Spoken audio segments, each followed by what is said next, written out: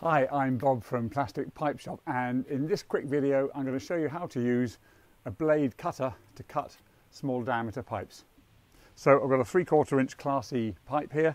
These kind of cutters are good for 1/2 inch, 3/4 inch. You'll get some that are even for 1 inch as well.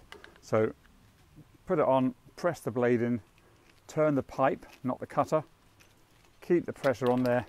Okay, so that gives us a lovely clean cut here. You can see it's a really sharp edge cut. It's a square cut as well. So once that's chamfered off, it'll make a really strong joint. These cutters are great for small diameters of PVC, ABS, or MDPE. If you're using them on PVC in the winter, below about 5 or 6 degrees, you have to be quite gentle or the pipe might crack as you're doing it, because PVC does become more brittle at lower temperatures.